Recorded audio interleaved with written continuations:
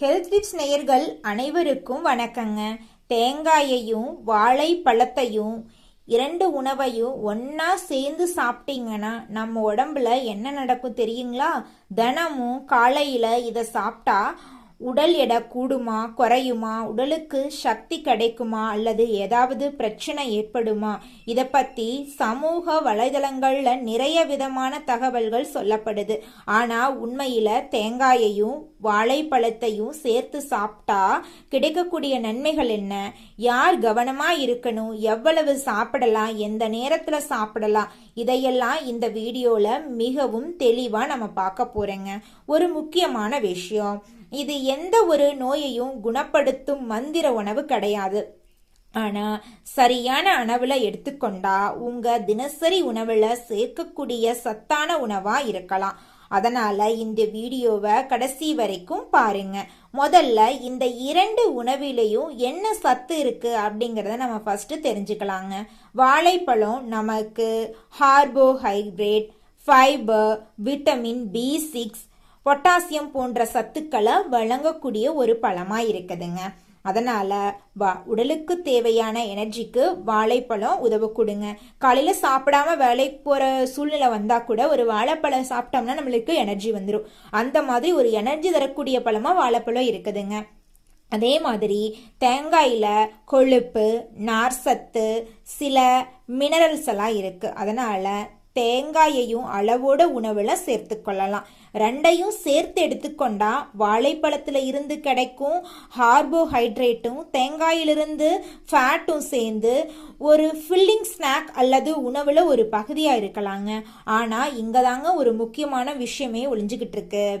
ரெண்டையும் சேர்த்து சாப்பிட்டா 7 நாள்ல உடம்புல மிகப்பெரிய மாற்றம் வரும் அப்படின்னு உறுதியா சொல்ல முடியாதுங்க.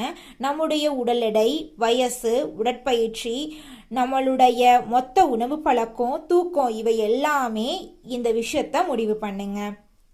காலை நேரத்துல சுறுசுறுப்பா இருக்கணும் அப்படின்னு நினைக்கிறவங்களுக்கு வாழைப்பழம் ஒரு நல்ல உணவா இருக்கலாம்.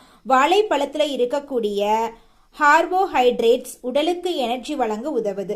அதோட தேங்காய் சேரும்போது உணவு இன்னும் ஃபில்லிங்கா இருக்கலாம். உதாரணத்துக்கு வேலைக்கு போறதுக்கு முன்னாடி அல்லது உடற்பயிற்சிக்கு முன்பு சிறிய அளவுல எடுத்துக்கொள்றது சிலருக்கு பொருத்தமா இருக்கலாம். ஆனா அதிகமா சாப்பிட்டா அதிக எனர்ஜி கிடைக்கும் அப்படின்னு அர்த்தமே கிடையாதுங்க.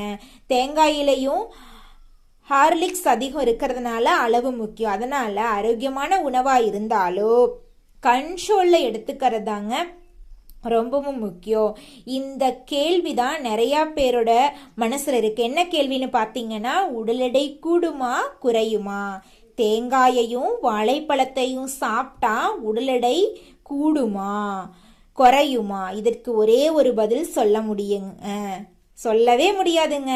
நீங்க நாள் முழுவதும் எவ்வளவு கார்லிக்ஸ் எடுத்துக்கிறீங்க, எவ்வளோ ஃபிசிக்கல் ஆக்டிவிட்டி செய்கிறீங்கன்னா அதுதான் முக்கியங்க. உதாரணத்துக்கு ஏற்கனவே நிறைய வீடியோவில் நம்ம பார்த்துட்டோங்க. அதற்கு மேலாக தினமும் அதிக அளவு தேங்காய், வாழைப்பழம் சேர்த்து கொண்டா உங்களுடைய உடல் எடை கூடுறதுக்கு வாய்ப்பு இருக்குது. அதே நேரத்தில் சரியான அளவில் நீங்கள் டயட் பேலன்ஸ் பண்ணணுங்க.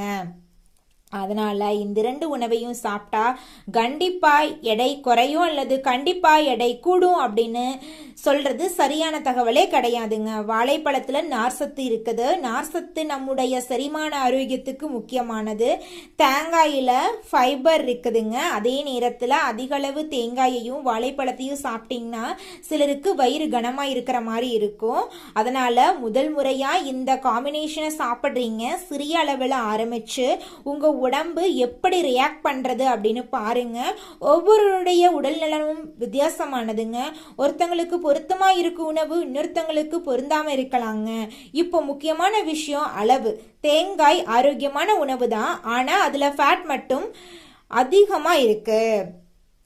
அதனால தேங்காய் நல்லதுன்னு சொல்லி ஒரு பெரிய அளவு தேங்காயை தினமும் சாப்பிட வேண்டிய அவசியம் கிடையாது. சிறிய அளவு போதுமானது.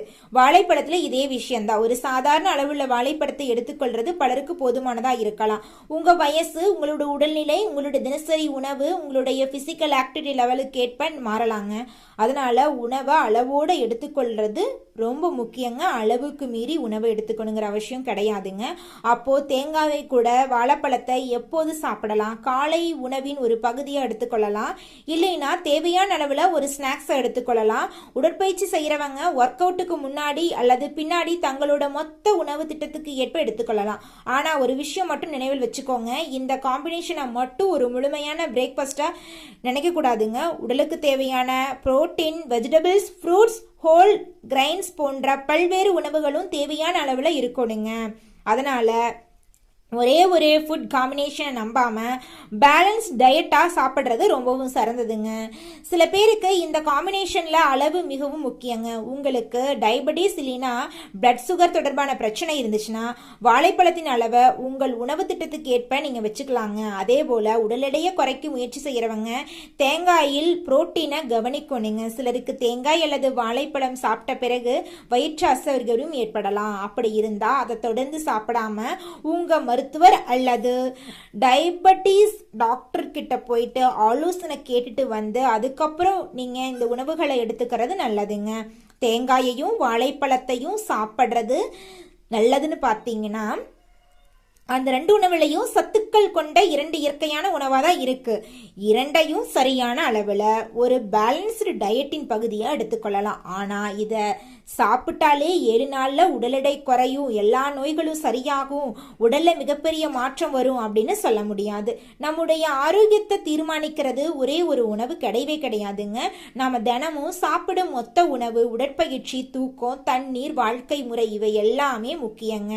இந்த தகவல் உங்களுக்கு பயனுள்ளதா இருந்தா வீடியோவை லைக் பண்ணுங்க.